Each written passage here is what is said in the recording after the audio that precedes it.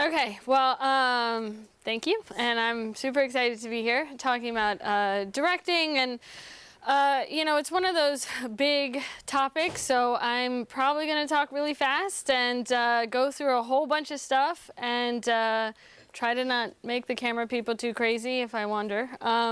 But I will definitely leave time at the end for questions and, you know, want to touch on some things. So with directing, we give directors a lot of credit where it's due, and we also give a lot of directors credit where it's not due. So a lot of times we'll watch movies and we'll be like, oh, I love that movie. It was so amazing. That twist at the end where, you know, oh my God, you know, this happened with this character and blah, blah, blah, and all this stuff. Well, if the director didn't write that script, that's not a directing credit. You know, that's not a comment on the director in terms of what happened in the script, but how the director brought that to life is what what directing is. Same way with for example, cinematography or editing. The cinematographer is there to create pretty pictures and make it look amazing and compelling and all that stuff. But it's all within collaboration and within the vision of the director. So when we see a beautiful shot, yes, it is the cinematographer's craft and everything, but it is still a director's choice. And as a director, everything always comes down to choices, you know? And we're dealing in a medium of visuals and sound. I can't hand you my script and say, here's my movie, because it's not a movie, it's a blueprint, you know? So if we're building a house, we've got blueprints for the house, but that's not, you can't live in the blueprint, right? And then as a director, I'm not necessarily going to be the person holding the camera or acting in the project or editing it myself or doing sound. I'm not handing out craft services. I'm not, you know, running the slate, you know, or anything. In the same way that when you're building a house, you're not necessarily laying the brick, or you're not, you know, nailing the wood together. If you're the project manager, if you're the bricklayer, that's your job, right? But you're not the roofer, you're not the carpenter, right? So in the same way with directing, you have this kind of big picture vision of what you've read, if it's your script or if it's somebody else's script. You're taking that blueprint and you're seeing it in your mind, and you're hearing it, and you're trying to figure out what to do with it and how to actually turn that into a movie. And so directing encompasses everything from the pre-production phase, where you're taking this script and you're saying, I want to make a movie from this, to breaking it down through production and then putting it back together in the edit. Because what you have in the edit room is the raw material to making that movie, right? So if you're doing ceramics, you can have an idea of a pot, but you can't make the pot without the clay, right? So the clay is the footage. The clay isn't the script. The clay is the actual footage. And so that is what you use to put together this overall vision and story. And so the reason I have nothing to do with Harry Potter other than being an intense fan of both the books and the movies, but the reason why I have a shot of Harry Potter here is because filmmaking is magic. Storytelling is magic. And like magic, it has rules. Our world has rules, whether it's the real world where we have to abide by gravity and traffic laws and cultural norms and all of that stuff.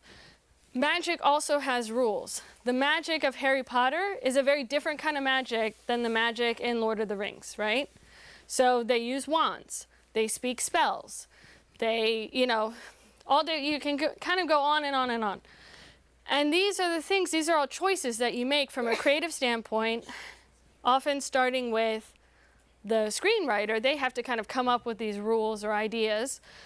But then you as a director are kind of solidifying those rules and creating choices and deciding, my movie is this and not that. You know, it's a constant choice and trying to figure out what is the movie, what is the story that you're telling, and all that stuff. So I've got a 9-minute video I'm going to show you guys. And this is right out of the bag. This is everything you need to know about directing in 9 minutes. All right? So all right? Okay, so a little bit of context. I did not make this movie either. But this was a movie that the script was written by an artificial intelligence program. So they basically fed this, you know, like the horrible autocorrect when you're typing and texting and all that stuff. They basically fed that program a series of highly popular sci-fi movies from the 80s and 90s, gave it a few parameters, like, you know, it had to have this line of dialogue and it had to have, I don't know, this title or this or that. They gave it a few different parameters, and then it spit out this script, and they just were like, okay, and they went about and they made this movie. So this is directing. All right, let's go.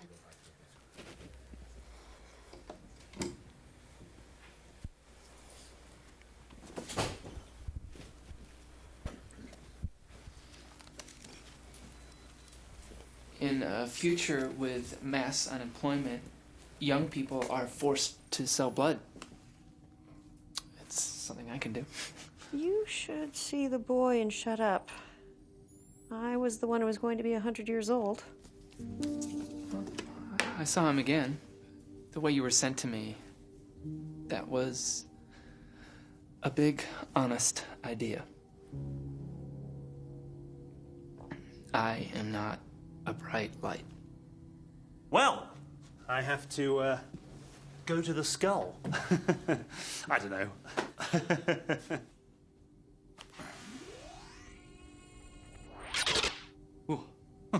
What do you mean?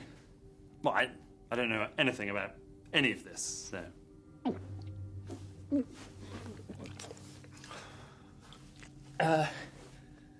Then what? There's no answer. We're going to see the money.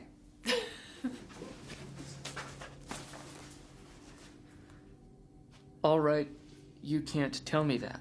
Yeah, I was coming to that thing, you know, because you're so pretty. I don't know. I don't know what you're talking about. That's right. So, what are you doing? I don't want to be honest with you. You don't have to be a doctor. I'm not sure. I don't know what you're talking about. I want to see you too. What do you mean? I'm sure you wouldn't even touch me. I don't know what you're talking about. Principle is completely constructed of the same time. It's all about you to be true. You didn't even watch the movie with the rest of the base. I don't know. I don't care. I know. It's a consequence. Whatever you need to know about the presence of the story. I'm a little bit of a boy on the floor. I don't know. I need you to explain to me what you say. What do you mean? Because I don't know what you're talking about. That was all the time. Would have been a good time. I think I could have been my life.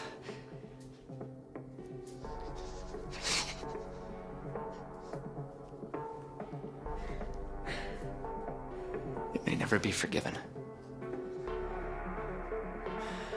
But that is just too bad. I need to leave. But I'm not free of the world. Yes, perhaps I should take it from here.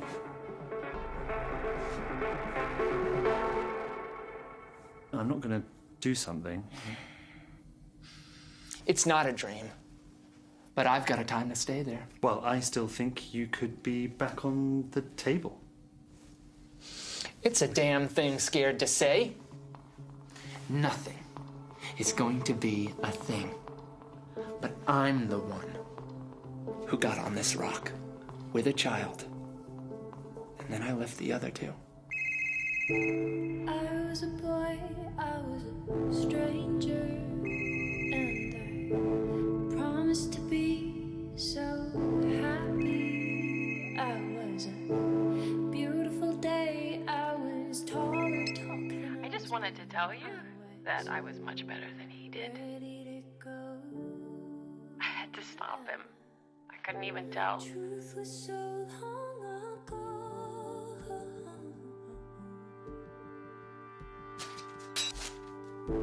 I was so happy and blue, I was thinking of you. I was a long, long time, I was so close to you. I was a long time ago, a long, long time ago. I was ready to go.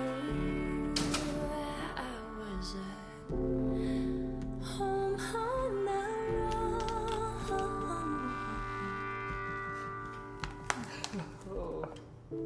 Well, there's the situation with me and the light on the ship. The guy was trying to stop me. He was like a baby, and he was gone. I was worried about him. And even if he would have done it all, he couldn't come anymore. I didn't mean to be a virgin. I mean, he was weak. I thought I'd change my mind. It was crazy to take it out. It was a long time ago. He was a little late. I was going to be a moment. I just wanted to tell you that I was much better than he did. I had to stop him. I couldn't even tell. I didn't want to hurt him. I'm sorry, I don't like him. I can go home and be so bad. And I'll love him. And I can get him all the way out here and find a square and go to the game with him. And she doesn't show up. And then I'll check it out. But I'm gonna see him when he gets to me.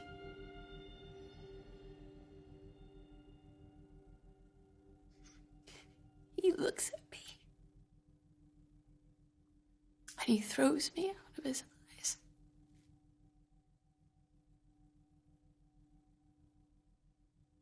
And then he says he'll go to bed with me.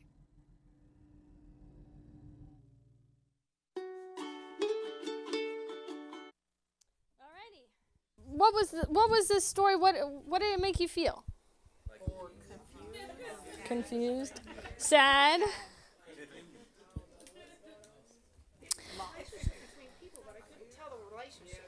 Okay, but it seemed like there was potentially a love triangle, right? I mean, this is one of those things where if we go see a movie that's, Shakespeare, based on a Shakespeare play, I don't understand all those words, right? But I understand what's going on, right? I get the feeling.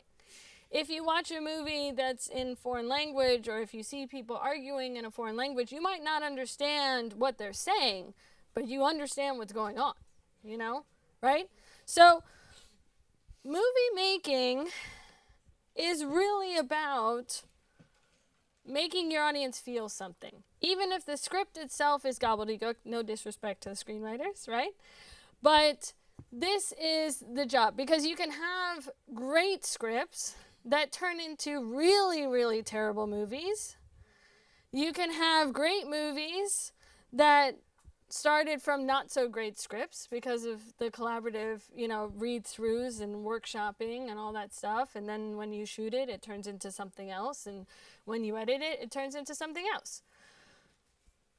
And you can create a great movie from maybe not such a great script, because you're dealing with a whole different medium when you're dealing with film, visuals, and sound. And music. I mean, you've got the music in this piece to kind of tweak those emotion buttons where you're like, God, I don't know what she's saying, but she's crying, and the music is going, and then it drops out all of a sudden, and I feel really like riveted by this very close up of her face, you know, where we're seeing all that emotion. It's very, very visually intense and emotionally intense, right? Even if I don't logically or intellectually understand exactly what's going on, I'm still having a feeling, right? So what we're talking about with directing is both big and little elements. So if you look at this painting, this is a technique called pointillism. It is made up of small, tiny dots, right? But overall, those dots make a larger picture. And when you're a director, you are in charge of every single one of those individual dots, as well as the picture that they all together make. So it becomes this constant question of, does this shot work for this as a shot? Does it work for this moment? Does it work for this scene? Does it work for the movie overall? Right? You're constantly having this conversation with yourself and with other people about the absolute microscopic level of a frame and the overall big picture. So there's this issue that we deal with in film, which is wanting to be in control.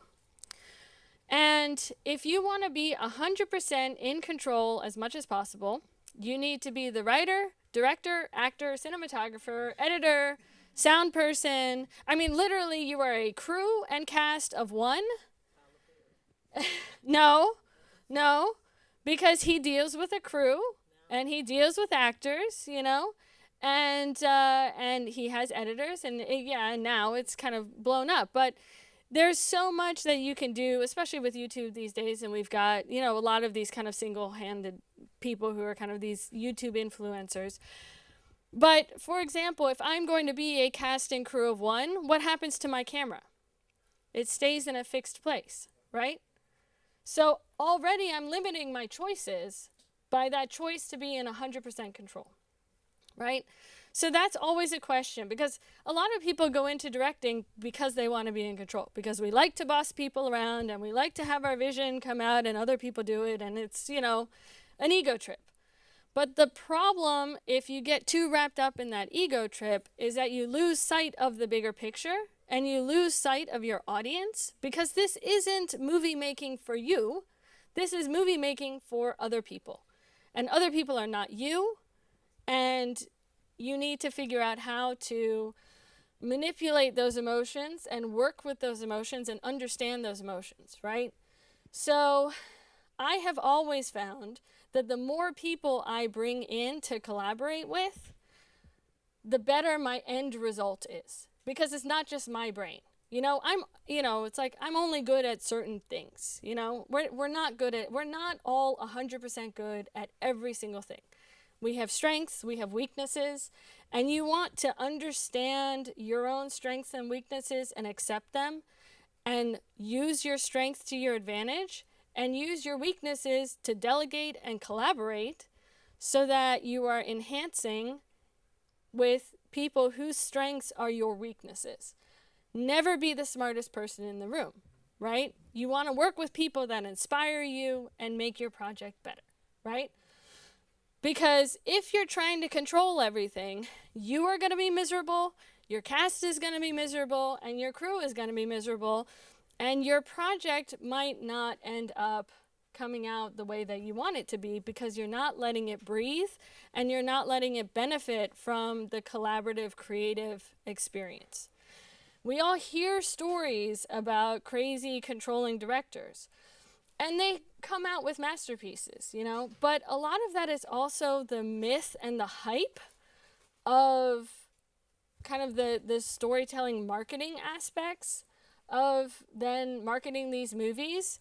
And yes, a lot of them are controlling and whatever, but they still have to deal with actors, and they still have to deal with editors, and they still have to deal with studios, and they still have to deal with other people. You know, they are not a cast and crew of one. And they have to find ways to work with them and to make it work so that people want to keep working with them eventually, you know? So control, collaboration, and then problem solving. Even if you've got everything mapped out, you can get to your location and all of a sudden it starts raining, you know? Or somebody gets sick and they can't, you know, your actor gets sick or a crew member gets sick. And so as a director, or you show up to your location and all of a sudden something's different than what you had in your mind, and you didn't have time to really kind of plan it or location scout, or you're kind of running on very short time. So as a director, you're constantly trying to address these problems in the moment. Or an actor has a question like, I really don't understand this, you know, and it's on the day of and you're on set and you just need to get it done. And you have to come up with an answer, because as a director, you are the creative driving force because you have this overall vision, but you don't have 100% control and you have to rely on other people, right? So it's this constant kind of dynamic situation. So if you take anything away from, you know, there are lots of things to take away from today from everybody, but this triangle of project management is basically the most important thing because you cannot have all three of these things, right? You got to pick two. So do you want it fast and cheap? Well, then the quality is going to suffer. That doesn't mean it's bad. I mean, people watch stuff on YouTube all the time that looks really, really bad, right? Right? So, but the short turnaround and keeping that audience going and compelling, that works for them, you know? If you want it fast and good, you're going to have to pay for it, right? If you want it good and cheap, it's going to be slow. You just got to give it that time to find those people that are willing to work on your projects for free or for cheap. And you just got to go, or if you have to wear multiple hats in order to keep costs down, then you got to go at a place where because you might be forced to edit when you're not a good editor, you know? And then you're kind of like, well, I'm just going to go slowly and get feedback and kind of work on it so that it's the best editing job that I alone can do, because I can only afford me as an editor, right? So this applies to any kind of material that you are churning out, whether it's, you know, an actual short film or a feature film or a social media video or a pitch video for crowdfunding. This is among the choices and the questions you have to ask yourself is, you know, how much money do I have? What's my time frame to turn this around? And, you know, what's kind of the quality level that I'm shooting for? Because, you know, if you've got your hands on an amazing camera, say, you know, like, you know, a Dragon or whatever, that's great. But if you're doing a YouTube video where everybody's watching it on their iPhone, why are you spending the money for this amazing camera when you can just shoot it on an iPhone and it'll be at the best, you know, it'll be at a perfectly acceptable resolution for how your people are watching this film, you know? So you want to understand your audience, you want to understand what you have at your availability, what your resources are, and pick two out of the triangle. There are no right or wrong answers to the question. It is just, for this moment, for this project, where you are right now, what can you do and how can you make it work? So I like to show this a lot. This is also kind of a tongue-in-cheek thing. This is from Walter Murch, who wrote a really small book called In the Blink of an Eye, which is a great resource for editing.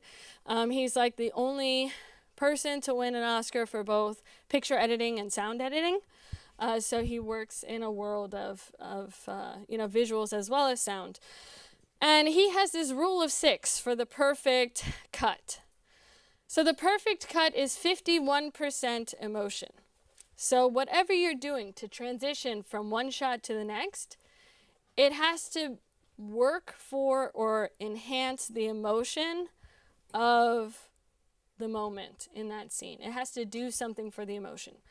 So in Walter Murch's mind, over half of your movie is the emotion. And then story is less than 0.25%. So again, with all due respect to screenwriters, what people walk away from, like there are movies that I can still remember how they made me feel, but I would screw up the movie and the story if I tried to tell you what happened. I would get something wrong. You know, I'd forget a character, I'd forget a plot point, I'd forget whatever. But I can tell you how it made me feel, right? So people walk away and will remember how they felt watching your project in the same way that that Sunspring short film, you know, makes us feel something even though we don't actually understand what's going on.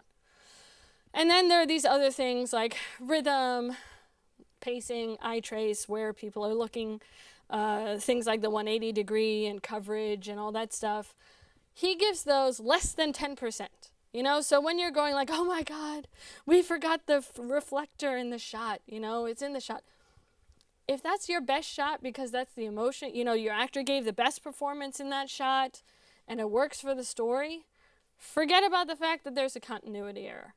You're just going to have to live with it because you're not going to get a perfect, you're not going to be able to control everything. It's not going to be, you know, and you know what? 95% of your audience will never, ever see it. Ever. Ever.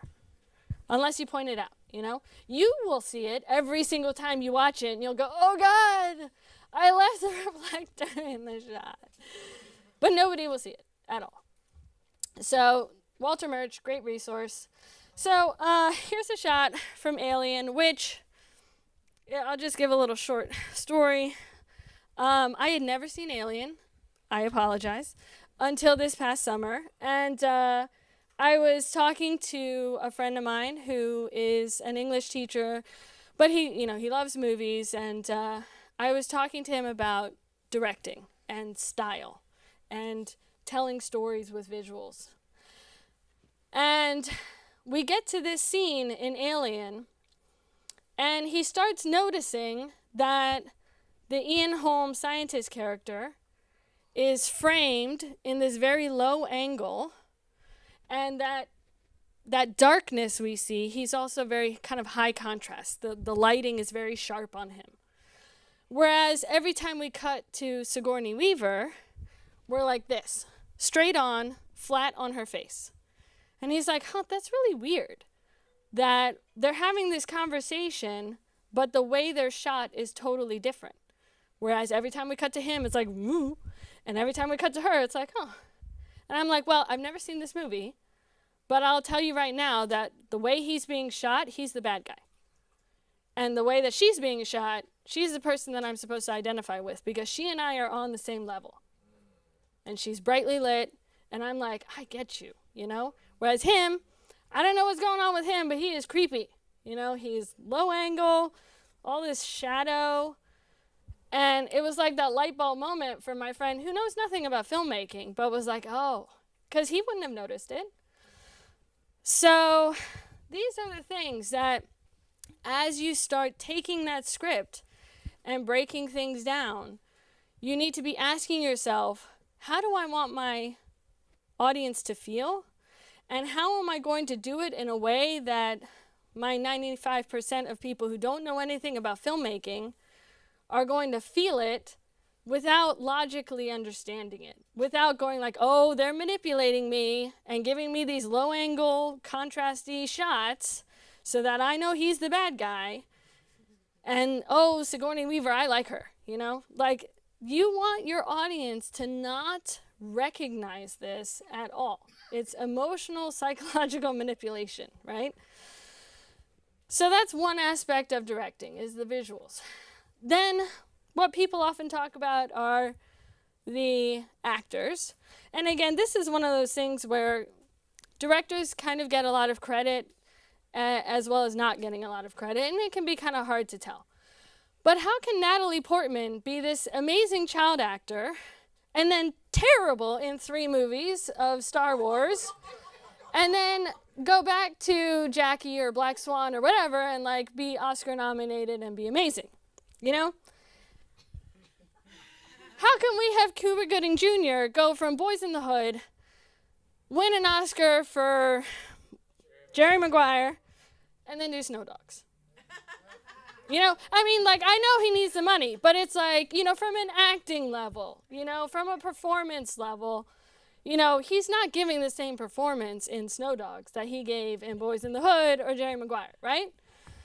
I mean, yeah.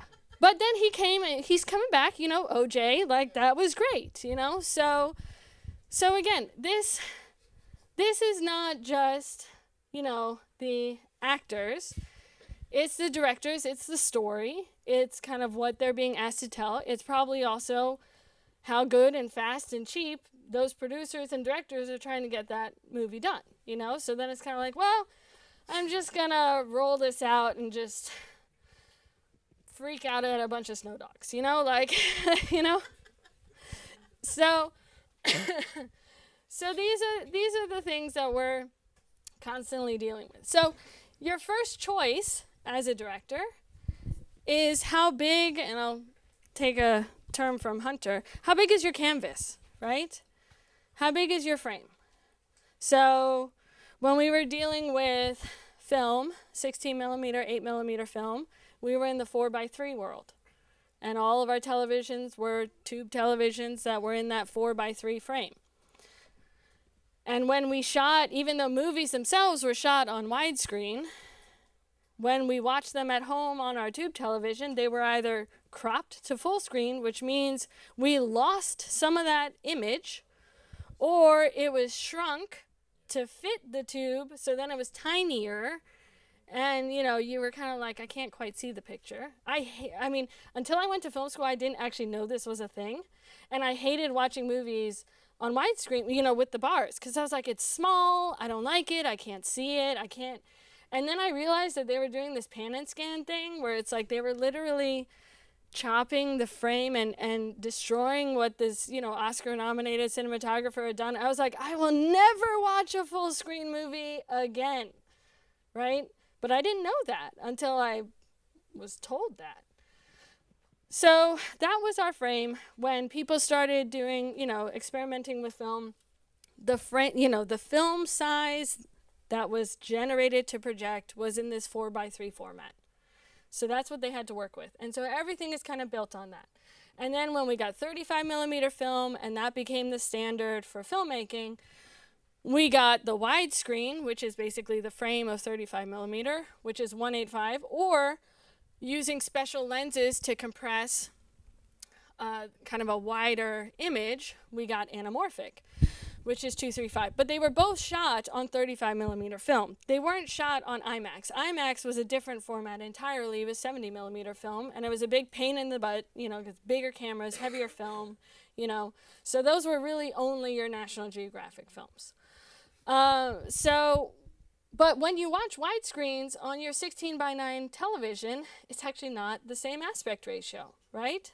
So you still get those little black bars. And 16:9 is not the industry standard, but it's starting to be. Like, there are people starting to ask for 16:9. And you can use the size and shape of your canvas to tell different aspects of your story and to make people feel a certain way. So when we want to give somebody the sense that this is a home movie or old footage, we slap on that 8 millimeter, you know, filter on iMovie, and it's like, well, now it looks old, right? Or we slap on, you know, the video screen, the interlacing, that kind of blur, and now it looks old. Or we put it in that 4x3 format. If anybody has watched the Netflix show End of the Effing World, image doesn't change, color doesn't change, nothing changes in terms of the visuals, except it changes your aspect ratio to 4x3 to show the kid when he was younger. My husband didn't see it. We're watching it. I was like, oh my God, look at what they're doing. He's like, I don't know what you're talking about. Because you don't want the normal people to get it, right? You just want them to feel it. So pick your size and shape. For example, 4x3 is making a comeback. Why? Where do we see 4x3? Instagram, right? If you're doing a movie for Instagram, don't shoot it on widescreen or anamorphic, because you're just going to lose half your image, right? Right? If you want something nowadays, if you want that amateur home video effect, what do?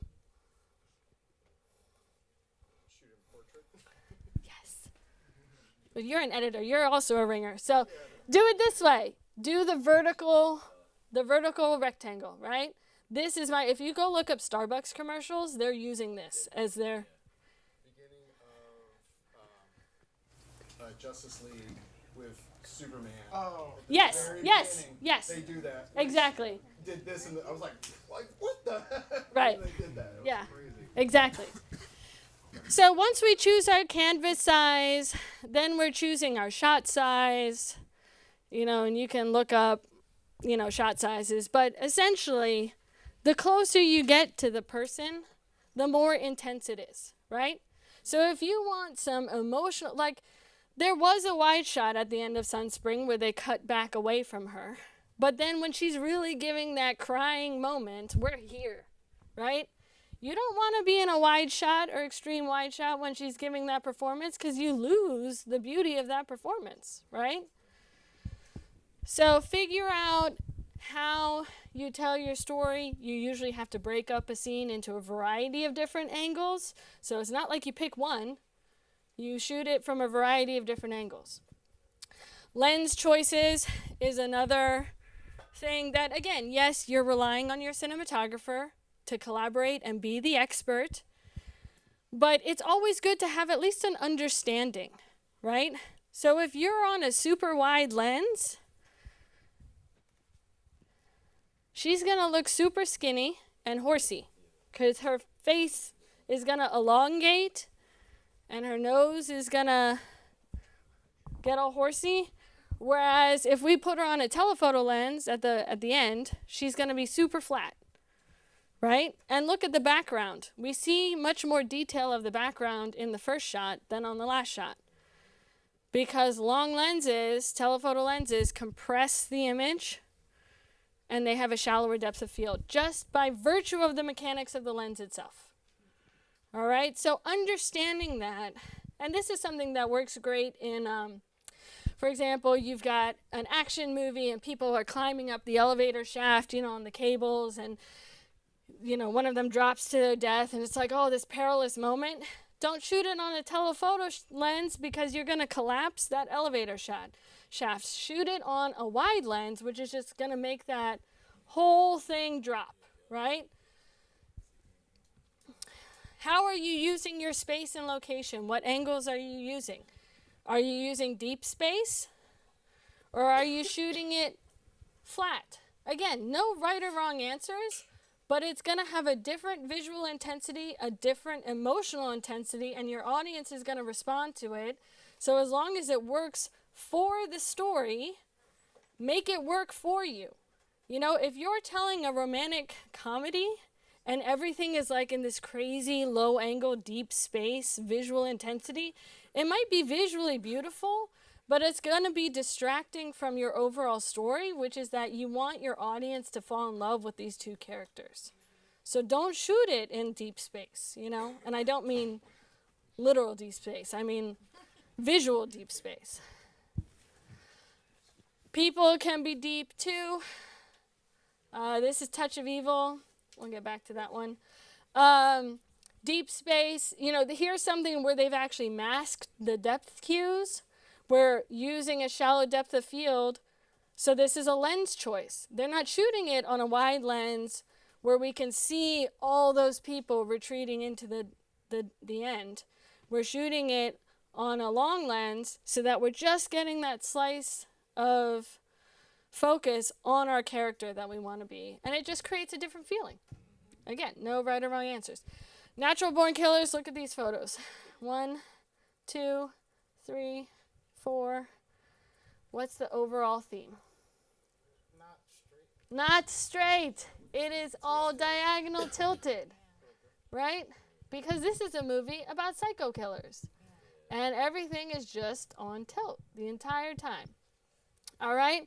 You can introduce, obviously this one has color to it as well, but you can have shape. We've got coffee mug, right? What's interesting about a coffee mug? We've got a rectangle here, but look, if we change it slightly, all of a sudden we have a circle or an oval, right? We're changing, we've got different shapes that you can introduce. Lawrence of Arabia, we've got contrast within the shot, right? We've got a white guy in a white robe and a darker skinned guy in a black robe, right?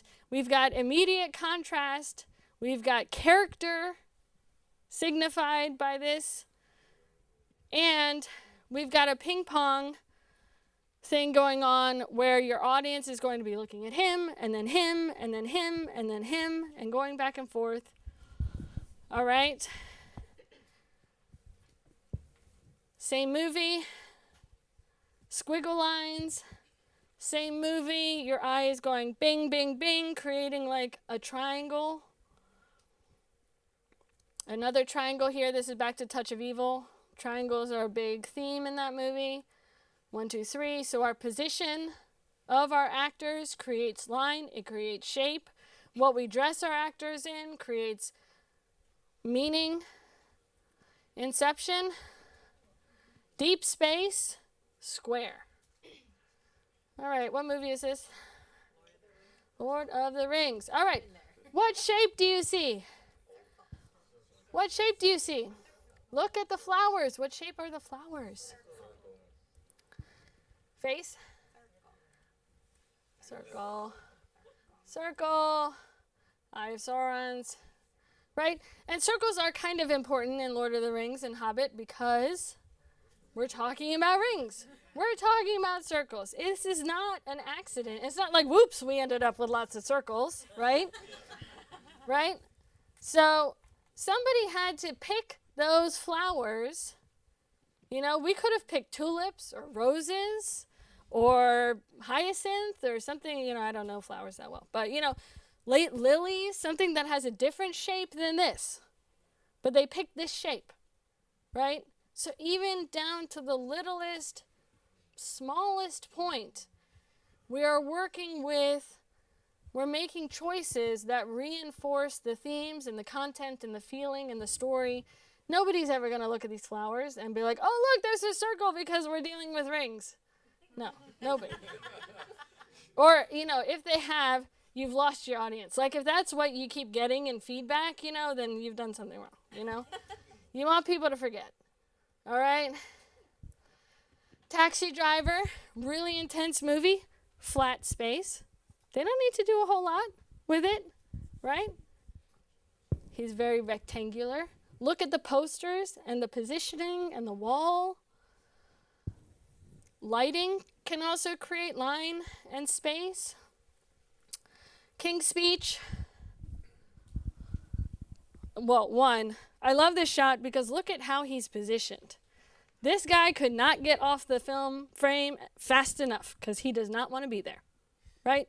This does not look like a confident guy, right? They have framed it to tell a story of somebody who is scared and doesn't want to be where he's at and doesn't want to do what he's been asked to do because he's the King of England, but he has a speech impediment and has to go to speech therapy based on a true story about the king who had to give a speech in front of England during World War II. And he was a stutterer. You know, doesn't want to be there. If anybody's seen a documentary, The 13th, they frame all of their interviews like this as well, because it's a story about oppression. It's a story, they've got cages behind people. It's not like, whoops, we ended up with a cage behind this person. That is on purpose, right? Because this is the story and the feeling that we're telling, right? So this also, in terms of the grayscale, this shot and this section is like very murky. It's a very kind of, if you turn this black and white, it would look mostly gray, right? But if we turn this shot black and white, that deep red would go black, right? So this is actually a very high contrast shot. You can, you know, again, there's no right or wrong answer. Big Lebowski, just kind of all over the place. Full grayscale. Godfather, also very high contrasty, right? Because it's telling this very strict story.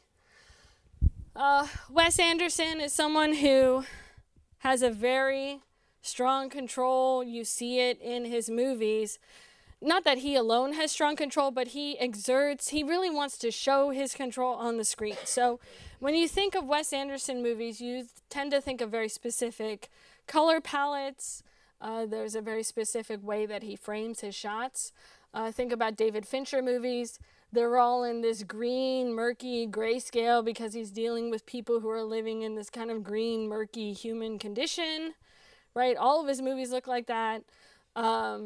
So, you know, some directors have very specific visual styles. Others have very specific stories that they want to tell. Spielberg with his Peter Pan syndrome and, you know, does a lot of childhood stuff and, you know, very sentimental, overly sentimental stories. Aronofsky with his, like, really intense, controlled performances by his actors. Paul Thomas Anderson, with the kind of intense characters that he's following. He likes to work with Daniel Day-Lewis. So you see the voice of these directors when you kind of look at their body of work together. But not all of those movies are equal, even within a single director's career. Some movies are going to be more successful than others. Some movies might be outright terrible. I mean, Spielberg's got some duds, you know? So it's always, again, that issue of control and collaboration. You know, sometimes things just don't work out. It is always an experiment, and you're constantly trying to kind of figure it out. And you take whatever failures you've learned along the way and try and turn something, you know, the next time around, learn from it and do something new. So here is a series of shots from Royal Tenenbaums. So there's one, oops. So here's two. This guy, he is embodied by this color red. His son is this kind of beige character. All right, his father is red. This is the rest of the family, you know. They're kind of marked by, I mean, basically, Ben Stiller is in this red tracksuit the entire movie, right? You know, I mean, that is his defining character color and image. His kids wear them as well. And then all of a sudden, in this movie, we get to this. Totally blue scene, right? Because we're having a different moment in this story. And then all of a sudden, this movie goes to this. High contrast, right? So it's not like you have to pick one and stick with it, but whatever you're picking should make sense with the story. Because if you're doing this and your story doesn't track with it, your audience is going to walk away feeling confused. Even if they intellectually got the story, the visuals also tell a story. And they might be confused by those visuals. And so they'll be like, yeah, I liked it, but, I don't know. It just kind of didn't really work for me, you know? Punch Drunk Love, he's always in a blue suit, she's always in a red dress. That is their defining characteristic, right? You can use color also to keep your timeline straight. So English Patient, the past is always in this kind of brown, warm, yellow color, whereas the present is in this kind of blue-green color. So they're usually, if people like Soderbergh, all of his movies have like ridiculous amounts of color correction. And it's like, and now we're in Detroit. And so Detroit is obviously blue and cold and gray. And if we're in Mexico, well, Mexico is going to be yellow and kind of coffee colored. And he just uses these color corrections.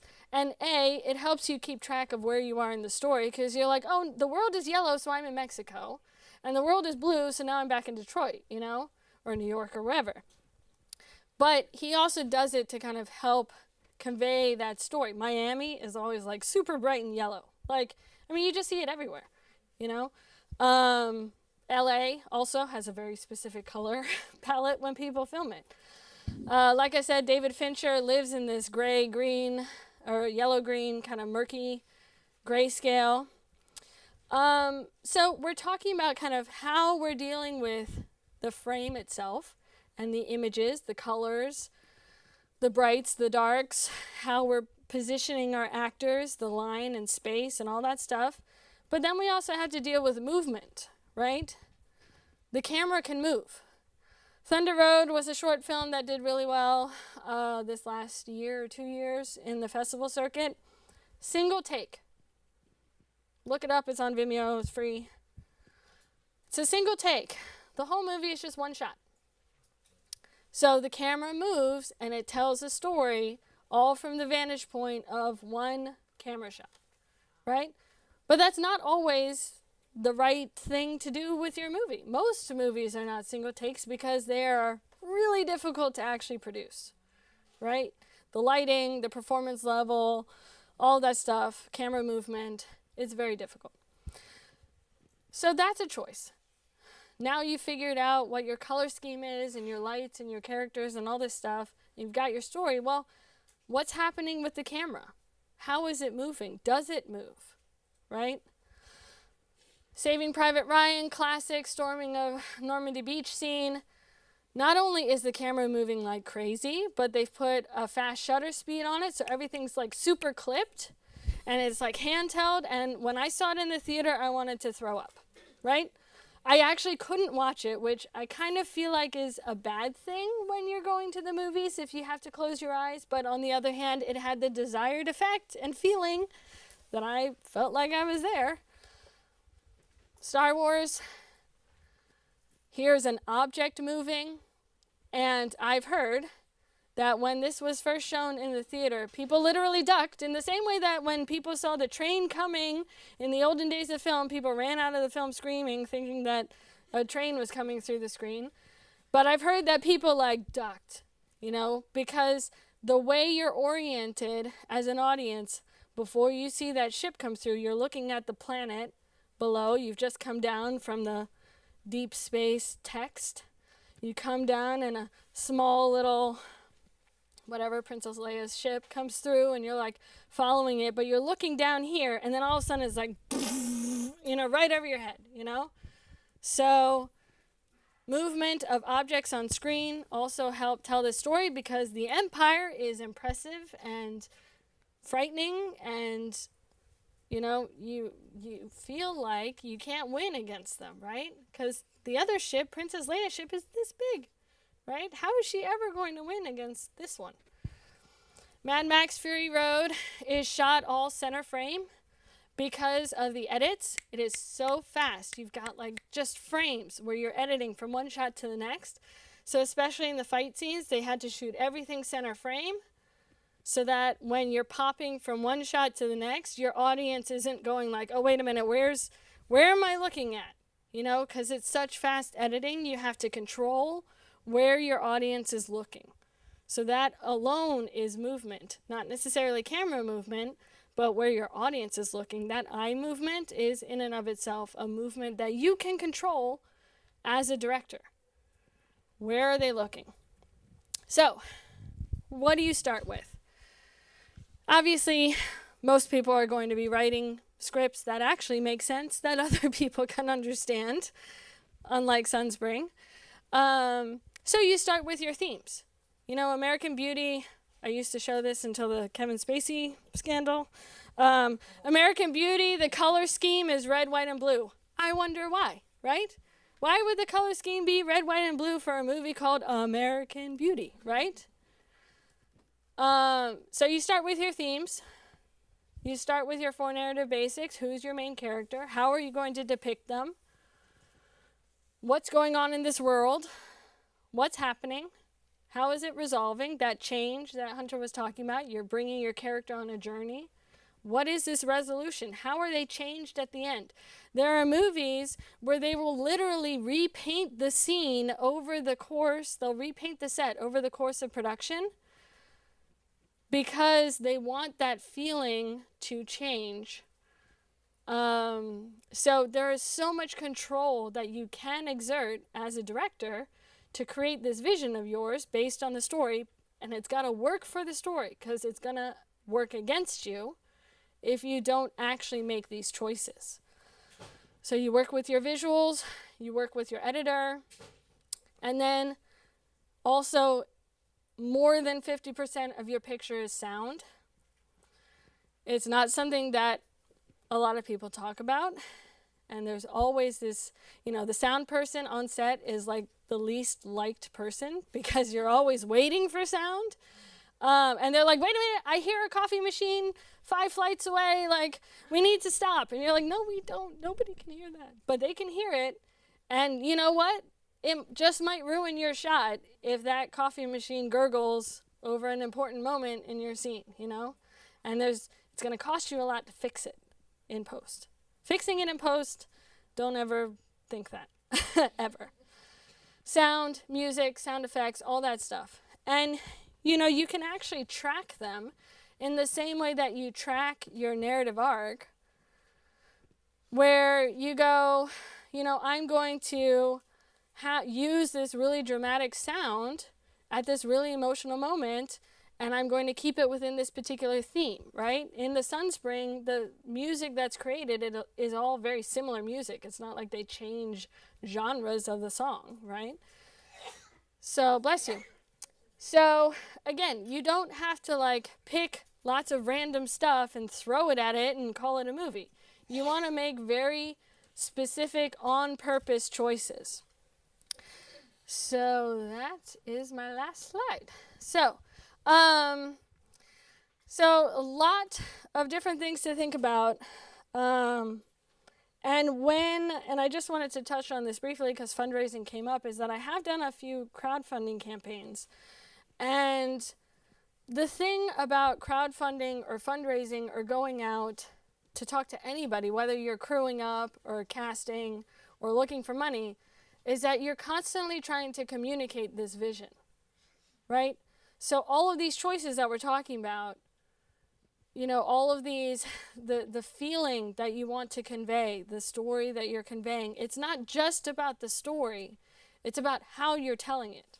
And when you're doing a crowdfunding campaign or writing a grant proposal or grant application or going out and being like, hey, would you shoot my film? Like, this is what I'm going for. You're not just talking about the story. You're talking about how you're going to visualize this story and add sound to it to create an impact on your audience, Because if your movie is a comedy and nobody's laughing, it's not a comedy, right? Right? It's not a comedy. So you got to figure out how to make it work. Like, God, if nobody's laughing, what's going on? Is it something about the timing of the edit?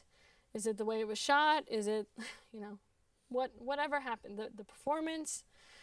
So you want to understand the impact that you're having on your audience from the very beginning.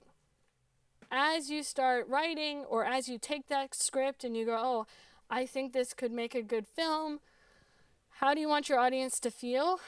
And then start researching and working and collaborating and trying to figure out what are the different tools you can use to create that feeling. What works for you? What creates that feeling in you? And start applying it. I mean, most people are looking for something in widescreen. So there is also one of those big debates. I have cinematographers that only shoot in anamorphic because that to them is the cinematic aspect ratio. And if you're doing a movie, it better be in 2:3:5. But I personally don't feel that way, but a lot of people do. So those are the types of things. But again, if you're Netflix, you're not going to the theater. So you're going to a 16:9. So why not shoot in 16:9 at native aspect ratio? Because then you're utilizing the screen to its fullest. So aspect ratio, you kind of want to stick within the standards and at least do widescreen of some sort. Because that in and of itself would at least look like a movie. I don't shoot anything in 4:3 unless it's an Instagram movie. Yeah, I mean, basically what it's talking about is the 180-degree line. So you can, it's basically kind of talking about eye line. So for example, there's, if you Google the Hulk with Jennifer Connelly, there's an argument scene that she's having with her father, and they're cutting the 180-degree line back and forth in this argument, and it's literally like showing that they're not seeing eye to eye because the images of these two characters, the way they're looking on screen isn't matching up. And so that's one of those things where, again, if you're telling a romance and these two people are not seeing eye to eye because you forgot and you broke the 180-degree line, and it's just, it's like one of the hardest things to actually explain. You just kind of have to see it and do it. But basically, it's kind of like you are there and I am here, and there's a line between us. And so if we put a camera here, the relationship between us on screen is going to be represented in a certain way. And you're looking, like from my position, you're looking right to left, and I'm looking left to right. But then if I break the 180-degree line, you'll be looking left to right, and I'll be looking whatever the opposite is, you know? So, and then the other thing is, like, you know, if you have somebody come into a space, and then all of a sudden they're like across the room, but you didn't account for them walking, and you've kind of broken the like actual geography of the room, that can also be a problem. But again, they're minuscule. Like, you don't want to have to worry about it too much. Right. Okay, so I'm both a producer and a director. And when I direct, I usually bring in a producer because I don't want to be a producer when I'm directing. Because once I get on set, I'm like, I don't want to deal with craft. I don't want to deal with payroll. I don't want to, you know, it's like I need to just deal with the camera and my actors and, you know, making sure, because there's so many variables, you know. So producers in the studio system are the boss, right? So directors can get fired off the studio pictures. They can get fired. They're usually getting final edit rights to cut the film the way that you want does not exist in the studio system, you know, even for successful directors.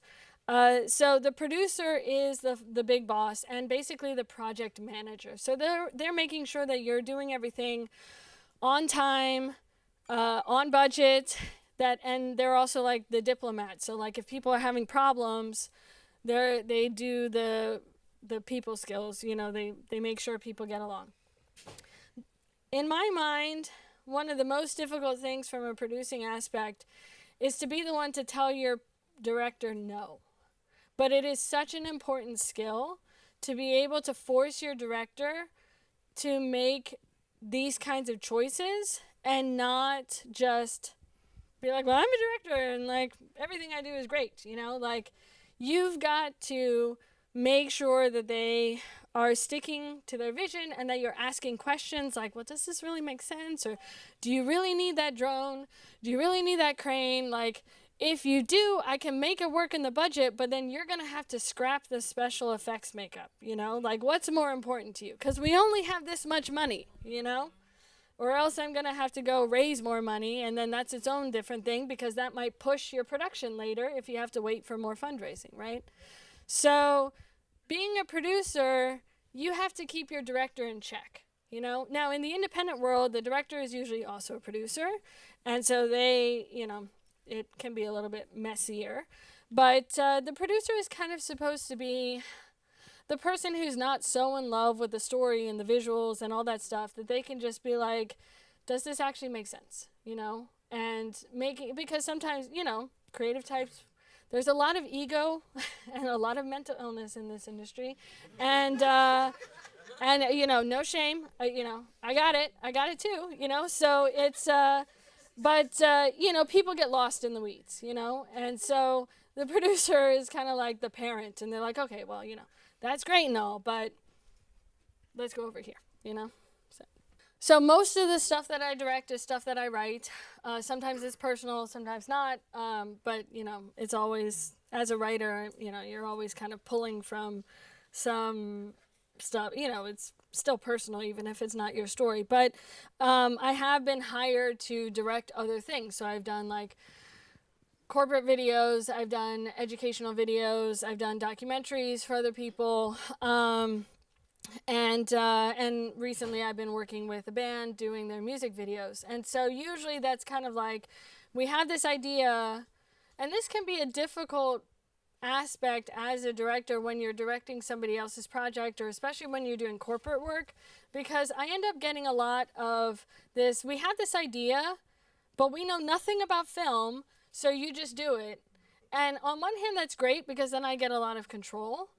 But then it can be not so great because then you give them what you've created and they're like, oh, but this isn't what I wanted. And you're like, well, but you said you knew nothing and that you were, deferring to my expertise, So I've gotten it both ways, and so you, and again, you finding good collaborators is harder. I've always been surprised because I'm like, I like people. I like lots of different people. We can all work together. That's like being like, no, that's like my PC naivete. I'm like, yeah, we all get along, right? No, we don't all get along, And I get it. So it's, but yeah, I'm always surprised that I'm kind of like, when you find those people that you work well with, you keep working with them over and over and over again and get better together, and bring people along. So again, most of the time I'm the writer. It's kind of like with the music video stuff, the band has come to me with a very specific idea. They're like, we want to do this, but they don't know how to actually produce it, and they don't know how to set up those frames, and they don't know how to get crew people, and they don't know how to control and edit and all that stuff. So I come in and I take that idea, and then I create these visuals. So it's that same kind of idea with all of what we talked about, is like, how do you take what's on the page and make it visual? And what are you hearing? And what are you seeing? And how does it feel? And it should be in sync with what the writer wrote as well. Now, there are certainly times where people take scripts and they get in the hands of a director and then, like, the screenwriter hates it, and that's like the famous story with Quentin Tarantino, is he wrote True Romance and went to Oliver Stone. He hated it, and that's why he's directing, because he wanted to have his own vision, But as Hunter was saying, the best thing is to try and collaborate and find those middle grounds, because in that conversation that he was talking about with the kind of the ghost decaying versus, the idea is that when you get feedback, whatever that person is saying, like, oh, that cut didn't work, maybe they're right, but most of the time it's basically just like an awareness that there's some kind of speed bump that you have to address. And it might be a color correction issue. It might be a sound issue. It might be, you might not need that scene at all. You might not need that shot. But you're just aware that, like, there was something. There was something in the road there that we have to address, because this person has this idea because something's not quite working for them. And what is my creative solution to it, So if you're working with new actors or people new to the craft, you want to work with them basically as human beings, So you want to almost like act as if they are just non-actors, And there are ways that people get amazing performances out of non-actors, and we've seen it in a lot of great films. The main thing is to start shooting as soon as they're on set, because they might do something interesting. And this is true for trained actors, Like there's a great scene in a movie I like called Half Nelson that actually started out as a short film with Ryan Gosling. And he's sitting in the car. He's a teacher who's like a crackhead or something. And he's sitting in the car and he's like getting himself ready to go teach. And he's going 1, 2, 3, 4, 5, 6, 7, 8, 9, 10. And he's, singing the like, oh, that was just like a thing he was doing just as an actor to like prepare for the scene, but they were already rolling and they ended up really liking it and they used it in the edit, So it's the same with non-actors. They'll do something interesting. You want to make it you don't want to get too much in the head. You don't want to be like, oh, well, your mom died when you were 5 and you were abused for 10 years. And it's like, if you're thinking too much through the scene as an actor, it's going to show.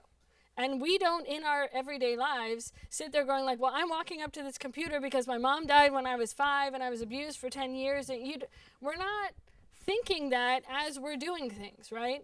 So it's the same with actors. You want to be like, I need you to go to the computer and look this up, and then you give some kind of context, like where you are, what just happened, if there's a kind of feeling or color that you want to add to it, and you want to try and use action verbs and adverbs. So it's like, how many different ways can we talk about walking? Well, I'm walking. Am I strutting?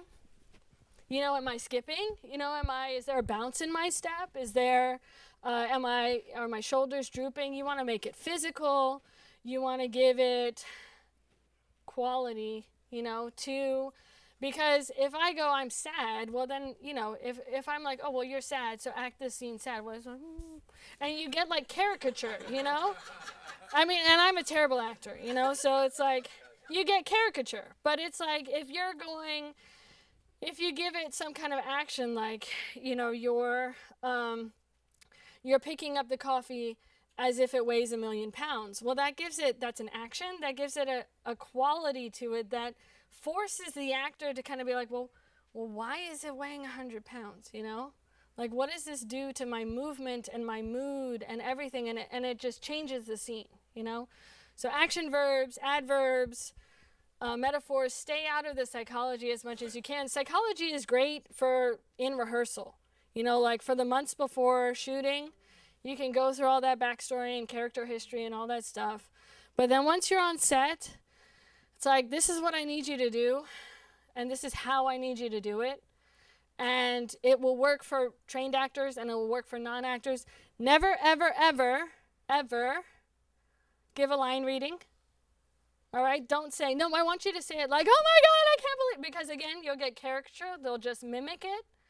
And you want to, again, respect and treat them as human beings, and try and work to find a way. And especially, there's, again, this kind of myth, and we have it, and it's a problem with this controlling director type that we've seen throughout time, and that's been kind of part of the history of filmmaking and part of the canon that we all kind of love and aspire to. But I personally feel like there's a way to make movies and have a good time doing it, and make sure everybody's having a good time doing it. It is a lot of work. It's a lot of hours. It's very physical labor. But I want to work with people over and over again, and I want to have a good time doing it, and I want people to enjoy that process. And I just don't think we need in order to get good material. I just don't, So don't be, Yeah.